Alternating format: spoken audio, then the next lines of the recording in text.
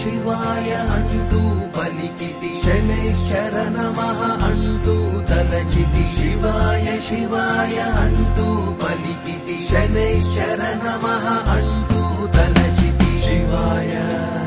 नमोस्तुते शनैश्चराय नमोस्तुते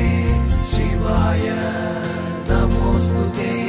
शनैश्चराय नमोस्तुते नमः कालशरीराय कालनुन्नाय ते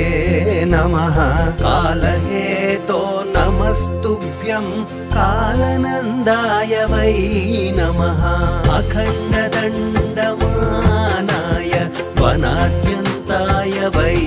नमः कालदेवाय कालाय कालकालाय ते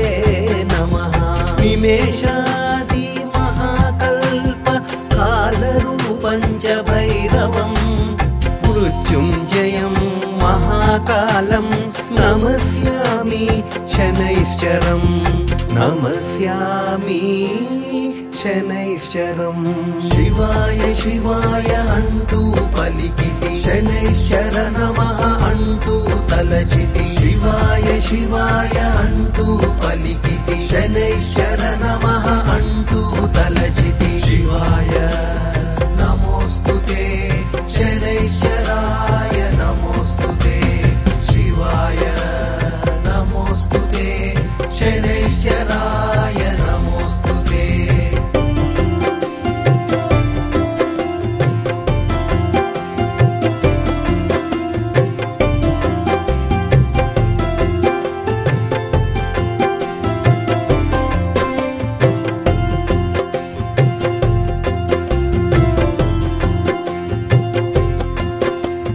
दातारं सर्वभव्यानां भक्तानामभयङ्करं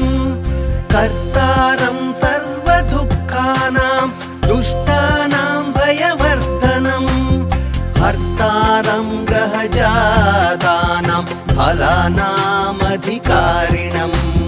सर्वेषामेव भूतानां सुखदं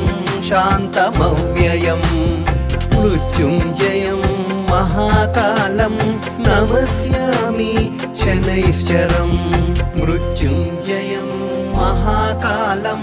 नमस्यामि शनैश्चरं शिवाय शिवाय अंटू पलिकिति शनैश्चर नमः अंटू तलचिति शिवाय शिवाय अंटू पलिकिति शनैश्चर नमः अंटू तलचिति शिवाय नमोस्तुते शनैश्चराय नमोस्तुते शिवाय नमोस्तुते शनैश्चराय नमोस्तुते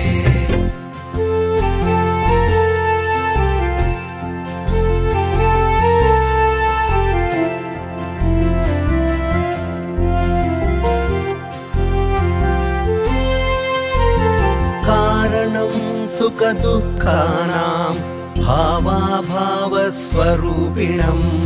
अकाल मृत्युहरणम् अपमृत्यु निवारणं कालरूपेण संसारं भक्षयन्तं महाग्रहं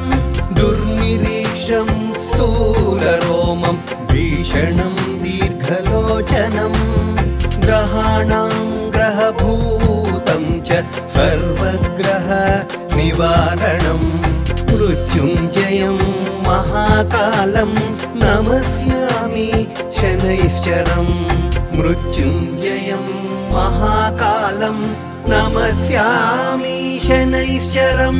शिवाय शिवाय अंटू पलिकिति शनैश्चर नमः अंटू तलचिति शिवाय शिवाय अंटू पलिकिति शनैश्चर नमः अंटू तलचिति शिवाय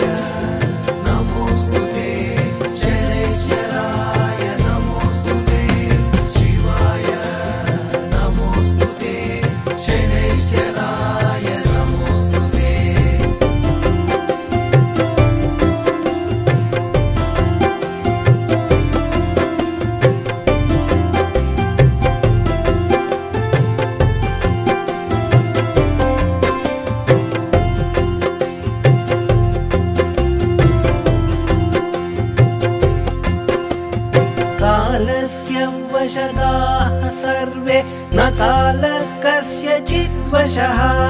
तस्मात् त्वां कालपुरुषं प्रणतोऽस्मि शनैश्चरम्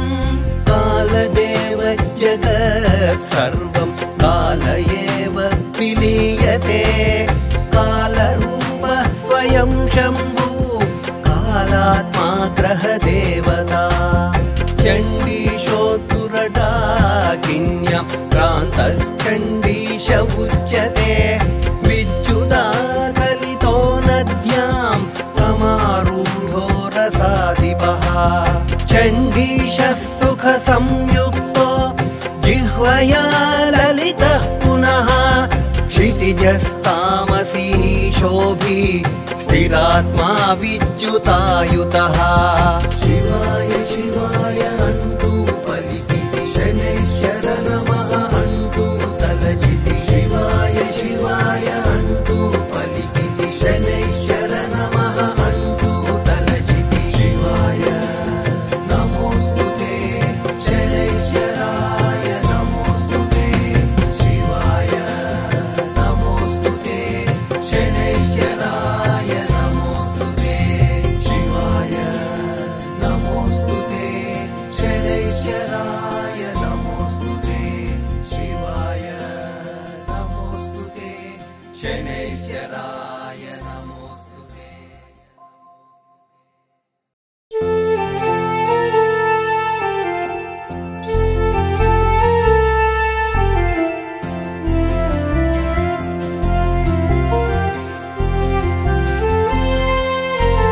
शिवाय शिवाय अंटू पलिकिति शनैश्चर नमः